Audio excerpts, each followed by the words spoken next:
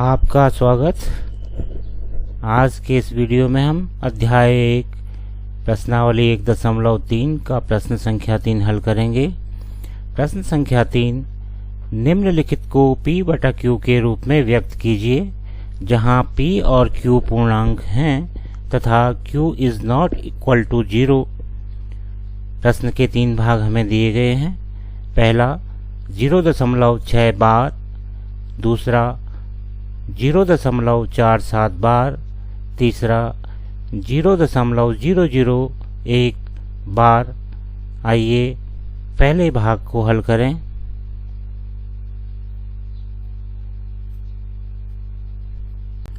प्रश्न का पहला भाग हमें 0.6 बार के रूप में दिया गया है। 6 के ऊपर बार है, इसका अर्थ यह है कि 6 अंक की पुनरावृत्ति यहाँ पर हो रही है। या हम 0.6 बार को इस तरह भी व्यक्त कर सकते हैं, 0.66666 इत्यादि के रूप में। दिए गए दशमलव प्रसार को P बटा Q के रूप में व्यक्त करने के लिए हम मान लेते हैं, माना x बराबर 0.6666 और आगे इसे हम समीकरण संख्या 1 लिख लेते हैं। अब समीकरण संख्या 1 के दोनों पक्षों में 10 से गुणा करेंगे।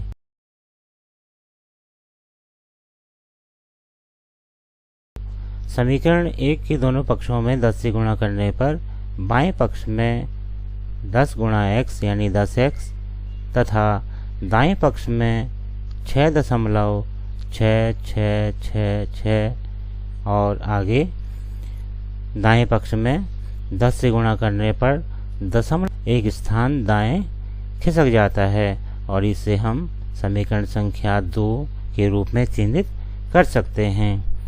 अब हम समीकरण 2 से समीकरण 1 को घटा सकते हैं। समीकरण 2 से समीकरण 1 को घटाने पर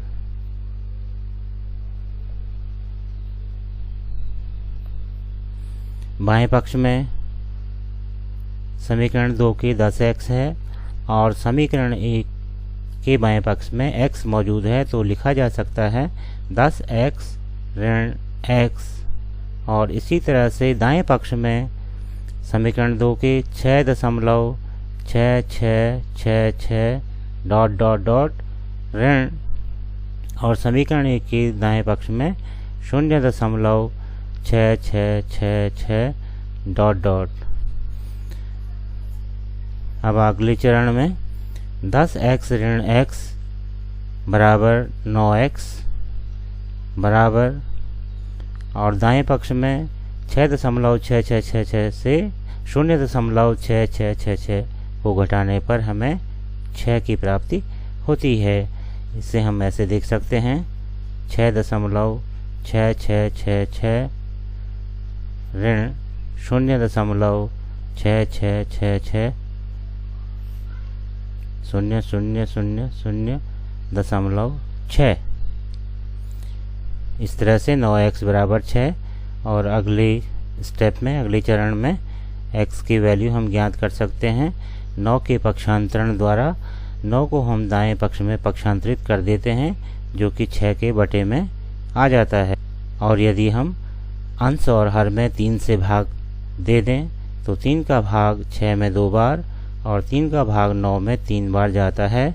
यहाँ से हम x का मान 2/3 के रूप में प्राप्त करते हैं।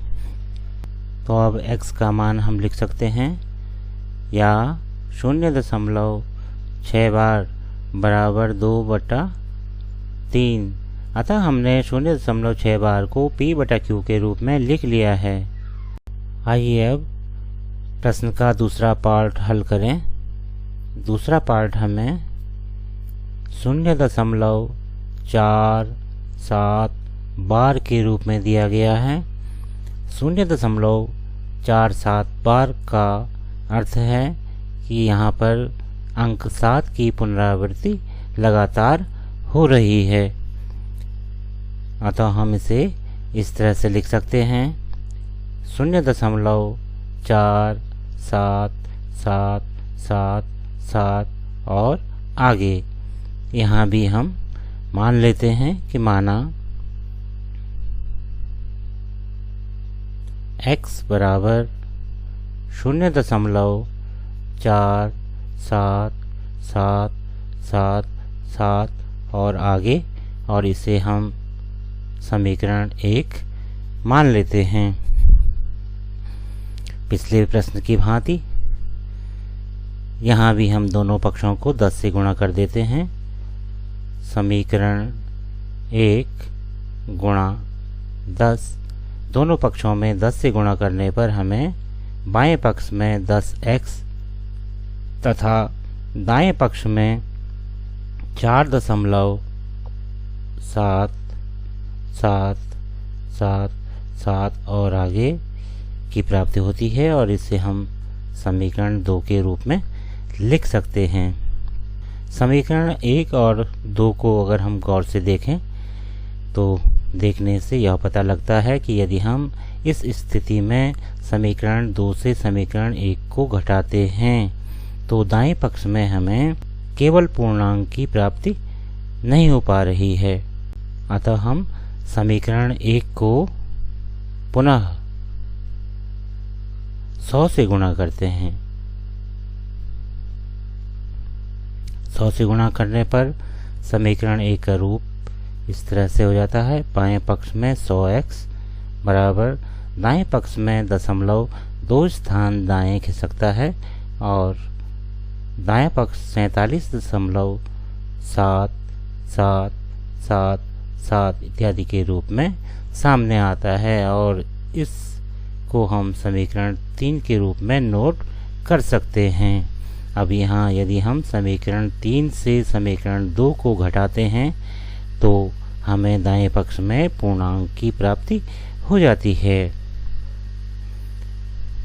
तो समीकरण 3 से समीकरण 2 को घटाने पर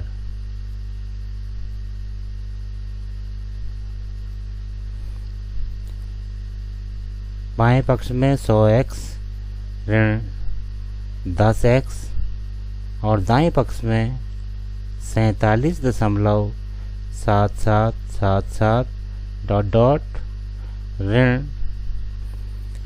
4.777 अब यहाँ बाएं पक्ष में 100x ऋण 10x यानी 90x बराबर, और दाएं पक्ष में 47.7777 से 4.7777 को घटाने पर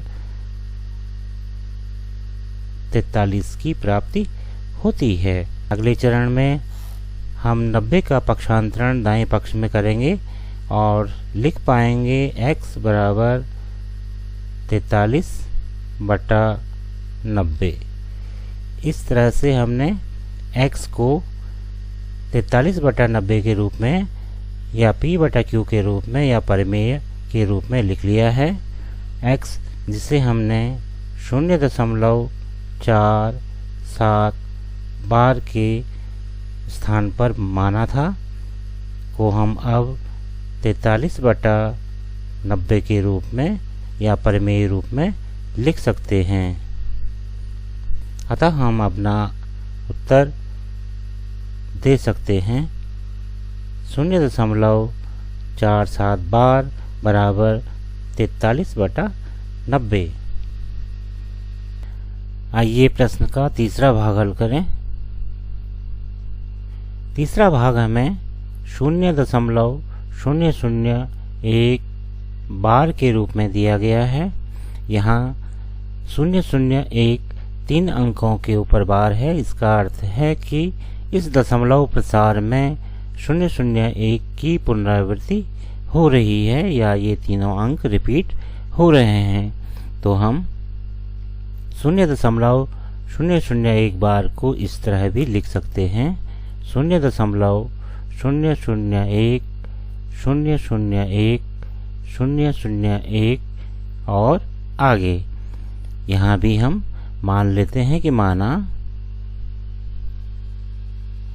x बराबर 0.001 और आगे, और इसे हम समीकरण 1 के रूप में लिख लेते हैं।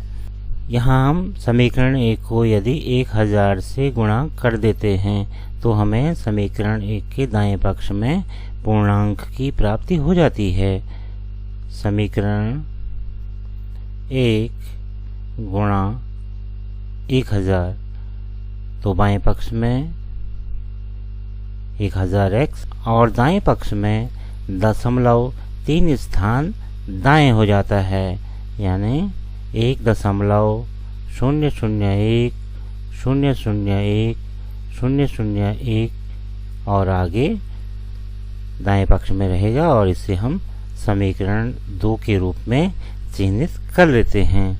अब यदि हम समीकरण 2 से समीकरण 1 को घटाते हैं तो हमें दाएं पक्ष में केवल पूर्णांक की प्राप्ति हो पाएगी। बाएं पक्ष में 1000x ऋण x और दाएं पक्ष में 1.001 ऋण 0.001 और आगे अगले चरण में 1000x ऋण x बराबर 999x और दाएं पक्ष में हमें घटाने पर केवल 1 की प्राप्ति होती है। इस तरह से 999x बराबर 1 या x बराबर 1/999। यहाँ हम बाएं पक्ष से 999 का पक्षांतरण दाएं पक्ष में कर चुके हैं, जो कि 1 के बटे में आ चुका है। या हम इसे लिख सकते हैं, चूँकि हमने 0.001 बार को x माना था, तो x का मान हम लिख सकते हैं 0.001 बार बराबर 1/999। इस तरह से हम प्रश्न में दिए गए दशमलव प्रसार 0.001 बार को परिमेय रूप या p/q के रूप में लिख चुके हैं।